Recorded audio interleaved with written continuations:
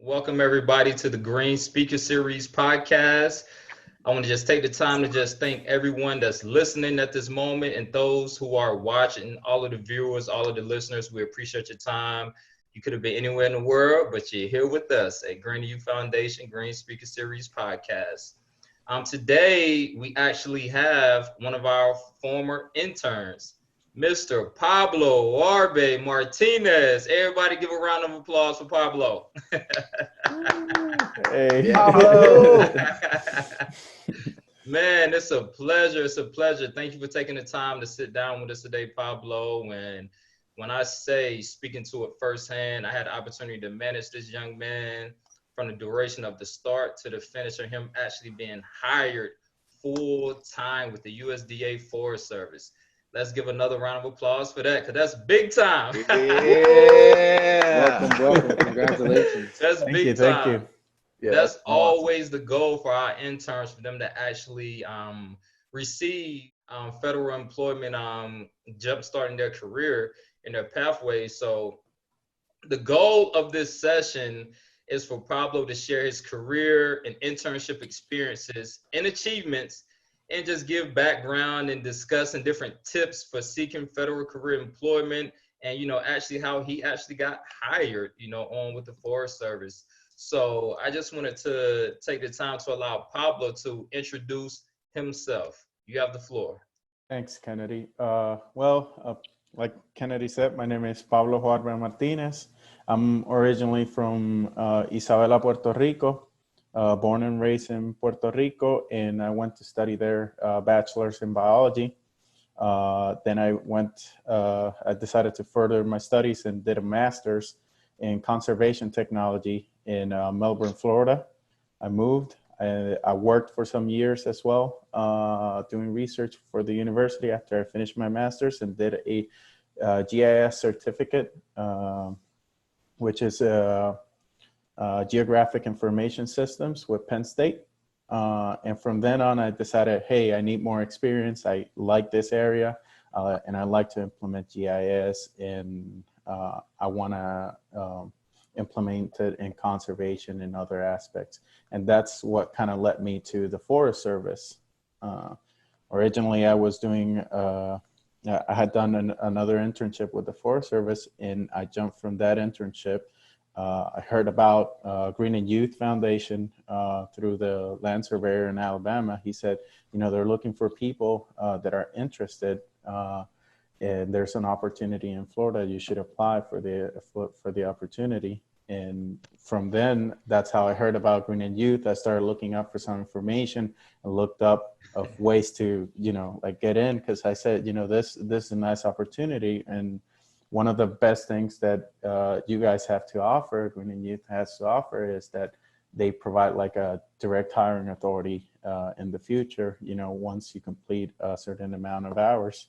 So yeah, I jumped in the ship right away, because the internship I had was ending, and it didn't offer that kind of opportunity. And I wanted to take advantage, because I wanted to keep working for the Forest Service and become a full-time employee. That's awesome, man. That's awesome. And before we proceed with anything else, I wanted to introduce my colleagues. I'm Kennedy Reddick Jr. I'm the Programs and Development Manager here at Green Foundation. We also have Cameron and Yero on this line with us as well. So I want to allow them to introduce themselves. Yeah, so I'm Cameron Dunnings. I am the Alumni Outreach and the Project Associate here at Green Youth Foundation. And if you've ever been an intern of ours in the past, then you've probably heard from me. Hope you're doing well. And if you're currently one of our interns, you'll be hearing from me soon.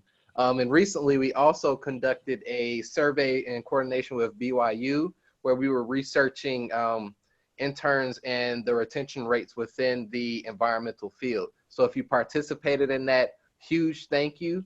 And the results for that will be out soon on our website. Hey folks, this is Yero Winborn. I'm from Green Youth Foundation, and I've been the digital content manager here for about 6 years now. And Green Youth Foundation is really my home. I think it's really important for me to be able to incorporate social media into a lot of things that I do. So I've been the social media coordinator for some time. And I also do digital content. So everything that you guys see online and things like the podcast and other interactions, that's me. And I like to incorporate as many creative ideas as possible. So let's keep them coming. And this is one. Yes, sir. Yes, sir. That's awesome work, man. I wanted to start off by just asking you, Pablo, have you always worked in the conservation field? And, if so, what really gave you that, that insight on I saying, this is where I want to be at. This is where I want to jumpstart my career, in this field, in this space. Yeah, that's a that's a really interesting question because growing up in high school and everything, I wasn't 100% sure as to what I wanted. And, first I was like, oh, I want to be a doctor, or I want to, that kind of stuff. Yeah. And, or I want to be a dentist. And I knew I wanted to study biology so I could get into medicine or something like that originally. I said, yeah, I'm going to go for that. It was in my second semester in my biology class that I said, this is really interesting, and I really kind of want to stay in this kind of field. That's when I finally decided I want to keep on going for the conservation field and start studying more about conservation. It was in that second semester when you take all that biology class and start studying zoology and all these animals and plants and systems and ecology later on and all that. And I'm like, okay, this is where I want to be. Gotcha. So from then on, I just moved on. I fell in love with it, and I kept on going throughout my career in my bachelor's. And then I moved on to Florida, like I said, and in there I just honed my skills even more. I kept on going, and I fell more in love with it. I kept on working over there as well. At the same time, as I was studying, and I got a position offer with the university for some time. And I said, this is the career, and from here on, I just need to jump to another position that will help me develop even more and kind of help me provide for the environment, and try and protect our lands and try and conserve them as best as we can. So. Gotcha. Were a lot of your peers and friends also involved in, this space as well, or were you out there on the island by yourself? No, I have a lot of friends that are in the field, and, a lot of former colleagues and stuff that, you get involved with in college, and you start kind of building your own niche of people that have your same interests and everything. And they're all like really, they really are like nice stewards, I would say, of like the forest, and they want to go and they want to, go out on hikes. I have one of my friends, a very good friend of mine, like he was my partner for going on hikes, going take wildlife photography, do stuff that are more involved in like the forest and conservation and that kind of stuff. He even created his own nonprofit wildlife organization. So it's been good. Yeah, that's interesting. I actually heard you say something earlier in regards to receiving your hiring authority certificate. So me managing you throughout the internship duration, I know, a lot of details about, the direct hiring authority certificate. How did that help you get into this space permanently?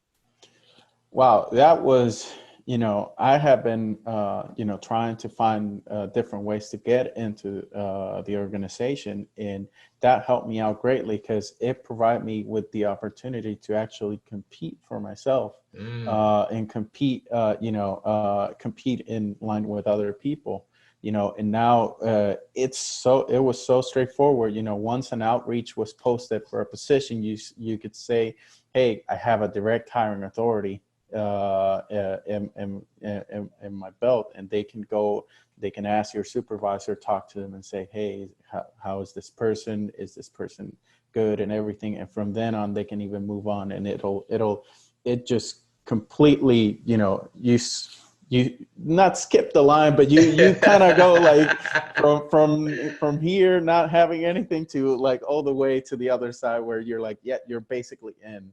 So it speeds up the process like that, you know, and it makes it a lot easier. It was kind of straightforward. Once I had that piece of paper, you know, the position became available. I qualified based on my experiences and academic background and everything. You know, as long as you've done the job, you've done a good job, and your internship, you can just go straight to the top of the line, basically, and just it makes it a lot easier. And for those that don't know, Pablo had to complete 960 hours. He actually went well beyond that 960-hour mark in order to receive his direct hiring certificate. And with that being said, Pablo, I just wanted to let you know how proud I am of you, how proud, you know, our organization, Greening Youth Foundation, is of you. What was the turnaround time as far as you actually going from being an intern at GYF to full-time employee with the Forest Service? I think in the end, it was no more than, I think it was 9 months. I think. Amazing. Yeah, Amazing. 9 months. Yeah, it was 9 months. You know, I completed those hours. I completed the extra, and you know that's even counting the time it takes in the federal government for your applications to be submitted, and you know the outreach to be put out for the position and everything. So yeah, a whole 9 months, and then I got the position.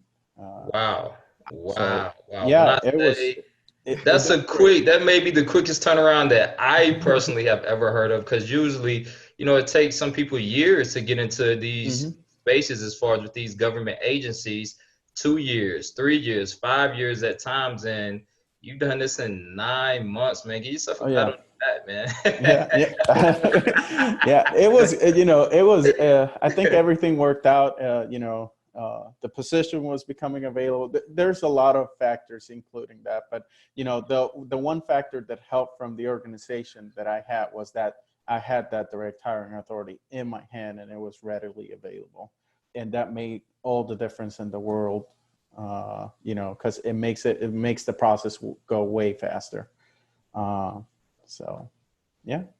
Gotcha, gotcha. I know you've actually been on several field assignments, and I wanted you to kind of speak towards, you know, those experiences being out in the field, applying all of the skills that you've learned and obtained from Greenview Foundation, your background, your college, and how you actually implemented those skills being out in the field on these detailed trips. Yeah. So I work with the Forest Land Surveyor over here in Florida, and my experience was great in the field. You know, we had to implement a lot of things and do a lot of analytical skills over there, you know, from and I learned a great deal from him. He was great, great mentor, and you know I can call him a colleague now because he works with me down in the forest. So we had, you know, it's from everything from, you know, just learning how to use the proper tools, you know, the equipment, and you know, machetes and that kind of stuff to work in the lines, to how to use the actual equipment, the total station, the data collector, you know. And the good part is that I had a great mentor that, you know, he was like always like, here's how you do this, here's how you do that. You know, he goes point by point and you start learning and you develop, you know, quickly. And in my experience in conservation and stuff like that, you know, while I was in the field, I was able to see, you know, everything that's in there. I'm working on doing surveys, but I'm at the same time, these servers are to help maintain the landlines of the forest and everything. And while we're doing that, we're passing through the forest, seeing all the wildlife, all the, even the people, you know, that you meet around the forest that are around there, you know, that might be either using the public lands, basically. So, you know, and you get all these experiences, all these interesting things that you see, because you never know what you'll see when you go to the forest. Right. You see a lot of interesting things, and, you know, and you get to go to places that, in my experience in this was that there were some places that we went in there that was like you never expect this to be here in Florida. You know, Mhm. you're like, wow, this is not the kind of forest I would expect to be here. And you're kind of surprised about that, you know, and you get to see like all the different ecosystems that are around you. So, you know, I loved every minute of it, and I loved going to the field. I still do. Yeah, for me, it was a great experience. Every single time we went out to the field, you know, it was right up early in the morning. You know, we're over there and the sun is coming out almost kind of thing.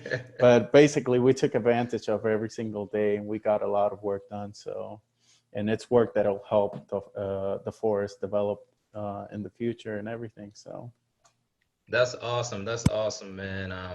Actually being out in the field for those long hours, you know, working your tail off day in and day out. What was that first sign, I say, of what was your first win that made you confident as Pablo Juarbe-Martinez could be, to let you know you were doing the right thing, that you were in the right field? When did that happen? That first win for you? Um, huh. That would be, I guess that would be like the very, you know, the very first field trip when I went there. I was like, man, you know, this is good. I like it. I like being outdoors. It was one of those days that it wasn't for the faint of heart, Mm. because it was, you know, Mm. yeah, it was one of those Florida summer days that are, you know, it was a nice hot day, and we're out in the field, and you know, and my boss at the time, he goes and says, okay, here's what we're gonna do, and I said, okay, sure, no problem. And I just grabbed a machete, and we had to kind of cut up a little bit of a line so we can actually put the instrument through, for measuring and everything. And like, he was surprised. He's like, oh, okay, you're up for it, you're up for the challenge. And I said, yeah, this is part of it. And that's when, like, he looked at me and I looked at him. I'm like, I enjoy this kind of thing, you know. So, and that was, I'd say that was the minute that I said, this is good, you know. And I think that's one of the main goals you want to in a future career, for, you know, and this would be a highly recommended thing. When you're looking for a career, you want to go to do stuff that you actually enjoy, you know, and actually enjoy doing. So, you know, it'll be work, but it'll be work that you enjoy doing. So. Gotcha. That's awesome, man. That's awesome. Thank you for sharing that too. So we do engage a lot of interns who have a lot going on outside of the internship, whether it's, you know, within the life, whether it's Mm-hmm. different classes for school, whether it's, you know, some are parents, full-time parents, and, you know, have a real life outside of all of this. What would you suggest in balancing that work-life balance and still being able to complete, you know, the end goal, which is finishing your internship and getting hired full time? Yeah. It's definitely a challenge, and I can speak. I have some experience with that beforehand, while working and doing some classes at the same time. Yeah. It's definitely a challenge, but I guess my best suggestion is, you gotta set up your, you know, like, be organized and set up your time. You know, like, be like, okay, from this hour to this hour, I'm gonna be working on this every single day. Especially if, you know, I took some for my GIS program, I took some online classes while working full time. And one of my best experience was that, you know, I took the time to say, okay, these certain amount of days I'm going to work for a few hours, and then I'm going to move on, and I'm going to do some actual work, school work, afterwards. So, you know, just set up a good time, like, set up a nice calendar, be organized about it, and stick to it, would be my best Gotcha. suggestion. Gotcha. I just wanted to take the moment to address everybody that's listening again. Thank you. Those who have, you know, tapped in to actually watch. I just want to say thank you. We appreciate your time. And I wanted to pass it off to Yero and let him kind of take the floor now. Yeah, actually, my first question is from a listener. She asked earlier, what's your ultimate career goal? Mm. Ooh.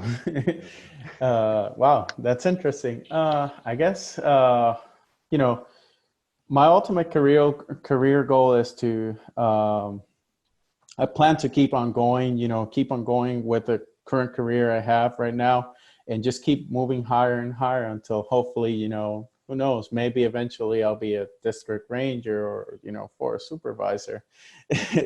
You never know.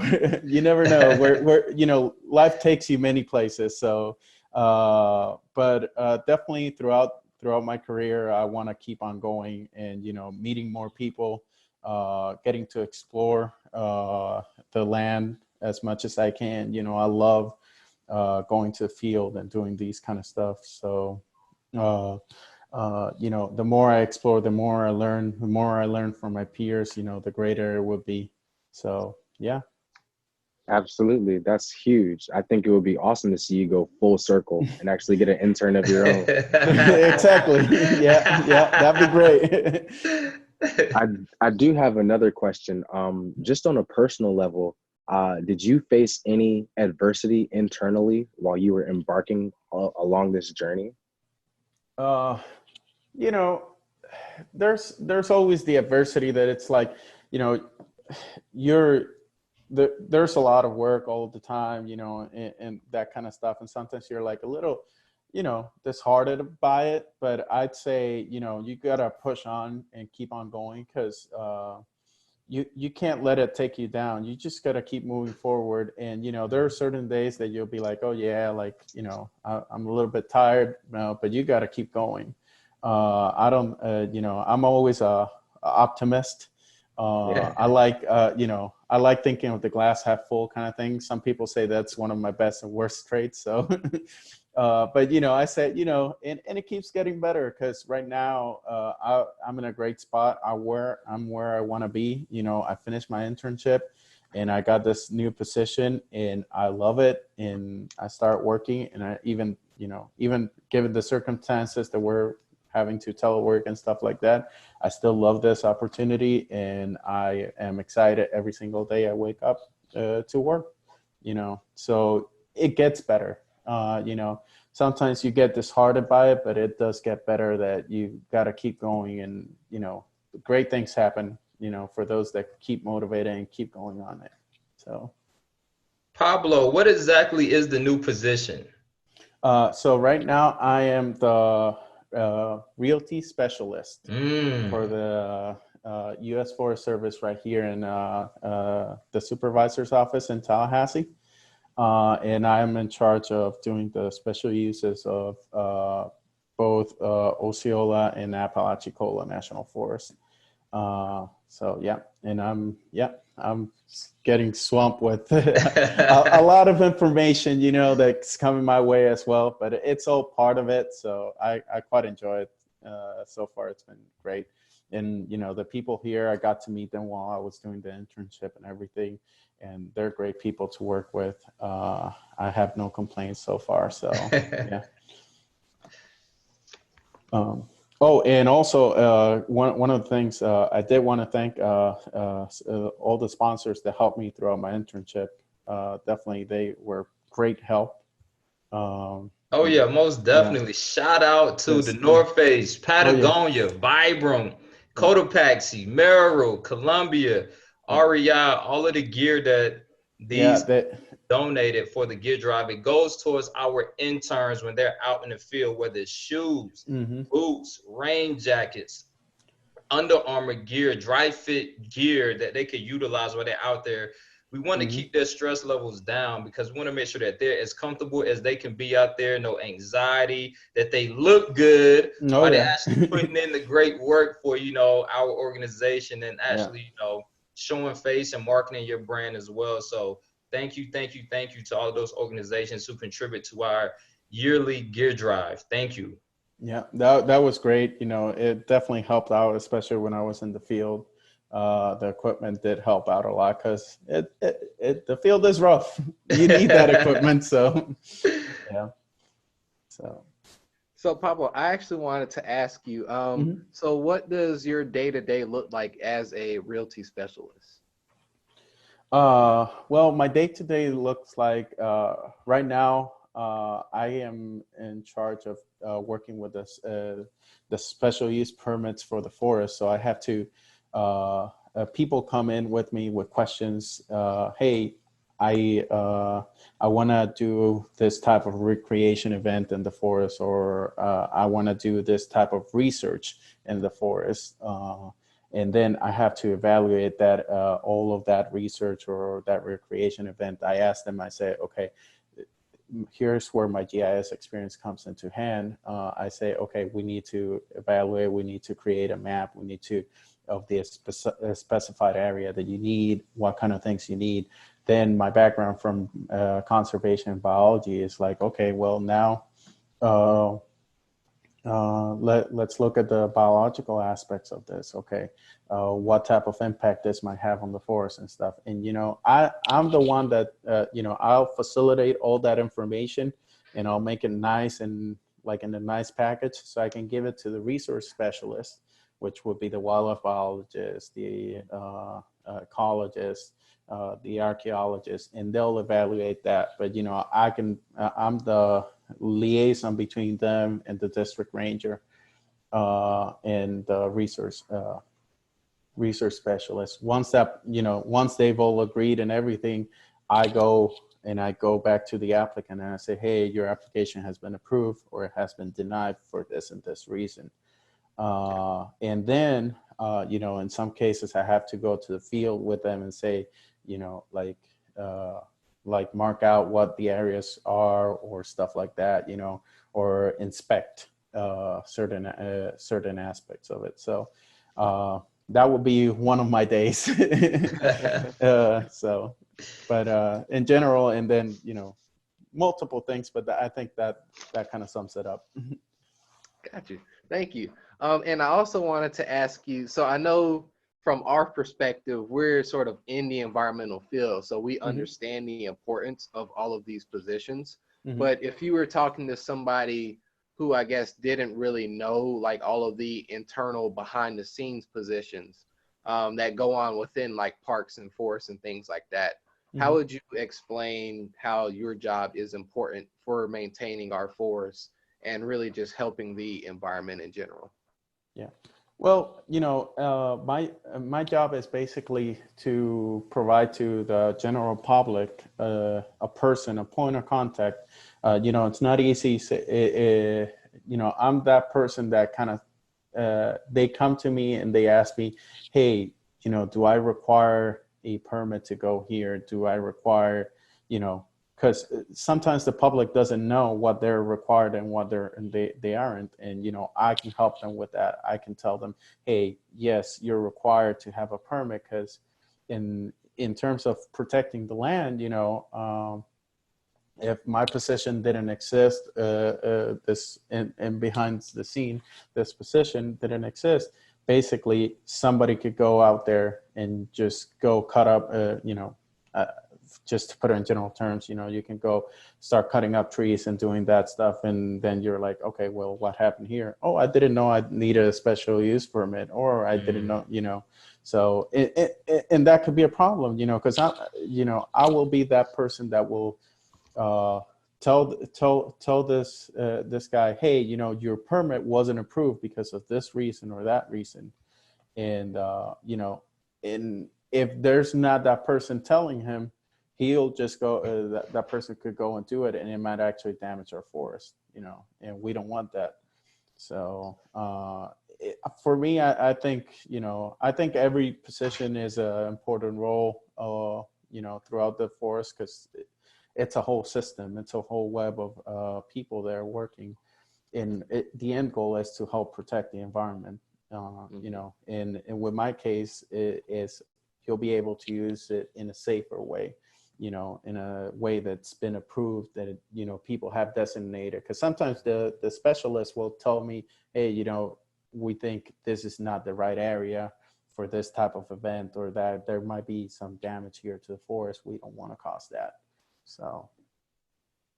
Thank you. Yeah, that's a really in-depth response. Because I'm just thinking back to even before I got involved with Greening Youth Foundation, I always wanted to get into the environmental field, but I didn't really know like the specifics of what people did outside of, say, like your park rangers, or even like just the basic like tour guides that are at some of our national park sites. So I did just want to get your voice on like some of the importance of the positions that people might not hear about, because I think that's a really important thing that people remember, especially in a time like this, is that, there's these jobs behind the scenes that are basically keep everything up and running. And so I just want to say thank you from my own perspective, because that seems like a job that's really hard to do, but you might not have people telling you thank you for the work that you do and helping I us appreciate it. keep the parks and forests accessible for what we do. Yeah. Yes, sir. Yes, sir. Yes, sir. Man, Pablo, I have an off-topic question for you that I wanted to ask you. Man, Yeah. what would you consider to be your superpower? That's a good question. That's a good question. I still don't. I really don't know how to answer that. I guess I can super talk. I'm just kidding. No, but I think I'm a good listener. If that would count as a superpower, and I can communicate well with others, and that kind of helps me out, and it has helped me out in the past. So definitely that'd be a superpower. Awesome. Yeah. So the other one, I try, when I'm in the field, I think I'm Hulk, and I'm like super strong, and I tried, I'm like, I can move that, and then I'm like, no, I can't. So. And I know we're getting towards the end, and looking to close out on time. Yeah, I wanted to pass it back to you to extend any question Q&A session to anybody that's listening, anybody that's watching at this point in time of the show. I've been looking out to our chat. I haven't seen any more questions other than the one asking for Pablo's ultimate career goals. If there are any more questions or anything else that anyone else would like to ask, please chime in via chat or raise your hand. Gotcha. And once again, Mr. Pablo Juarbe-Martinez, thank you so much. I'm super duper proud of you, man. Continue the great work out there in the field and keep representing GYF. You're still an extension of our family, our organization. Hey, let me just say, I really enjoyed the internship, and I really enjoyed, working with you, Kennedy. I mean, you were great. You were, anytime I had a question, you were there for me. So I really appreciate that. I really enjoyed the time I spent working for Green and Youth, in turn, there was never like any problem or anything that couldn't be solved. So I really appreciated that. Anytime. It was a great experience, and I really recommend other people, come join Green and Youth, get that direct hiring authority, because it really does wonders. Look at where I'm at right now. This is my house. Sir. Yes, you know what I mean? Once again, man, let's give Pablo a hand. Thank you. Thank you, Pablo. Thank you so much. This is Shatiba. Just Pablo. I work with Kennedy. I'm a newcomer with the GYF family, but my beginning started in the National Park Service as a student, just as yourself. So I just want to continue to support you and congratulate you on this next journey. And also, don't forget to get red carded. So I was a red carded. Oh yeah, Forest Service. Yeah. So definitely do that. That's a good way to earn extra income, and also to look at a new field. Completely different from where you're at. So just congratulations, and we're here to support you. Thank you so much. Really appreciate that. Shout out to Shatiba. I see you out there. Shout out to Shatiba. Yeah. Christy, how's it going, Christy? How's it going? Malak, I see you out there as well. Thanks for tuning in today, guys. Yeah, no problem. See you guys next time for the Green Speaker Series podcast. Thank you all so much. Thank you guys. Great job, everyone. See you tomorrow. See ya. Take care, y'all. Bye. Stay safe out there. All right. Take care. Bye, Cam.